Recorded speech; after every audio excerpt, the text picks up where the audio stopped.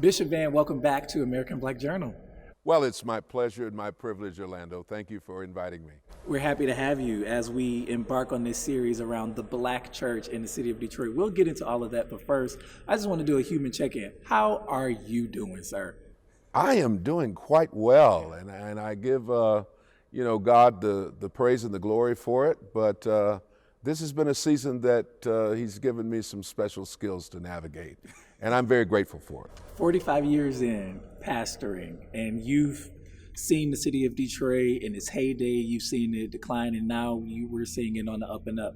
How do you feel the Black church has been showing up on the pavements of neighborhoods in the city of Detroit in 2021?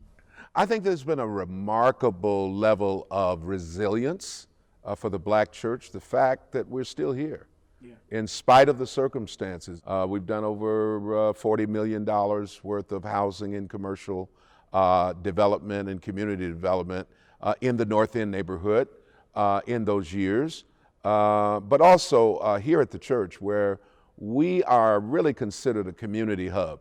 We've now, for the last 10 weeks, done COVID vaccinations. Wow. Right here at the church. We've really been on the vanguard of what needs to happen in our communities.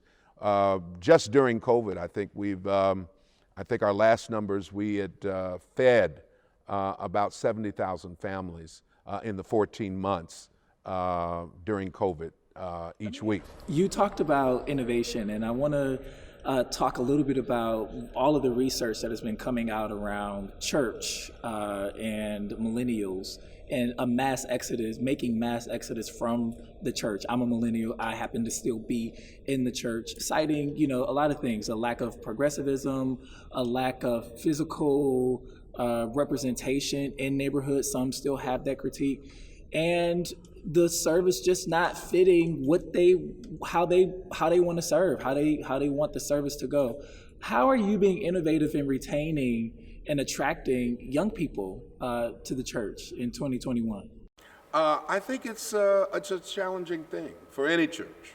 I think that this is a generation who possibly one of the first generations who their primary influencers are not necessarily their parents, not necessarily institutions, not necessarily anything conventional. Churches are not cookie cuttered.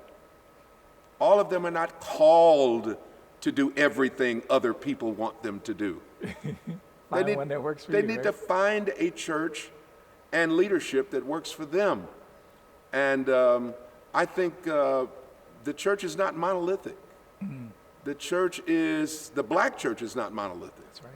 And so it's important for us to understand what the Black church represents, even in this day and time.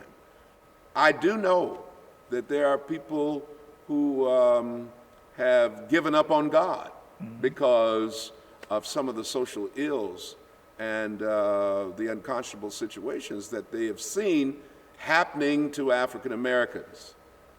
But this is exactly the power that we need in times like these, because it will take the church, it will take the power of God, and it will also take our stands for social justice and our voices to be heard.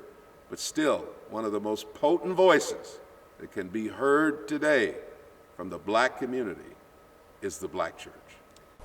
Bishop Van, thank you so much for joining us. Thank you. It's been a pleasure. My pleasure.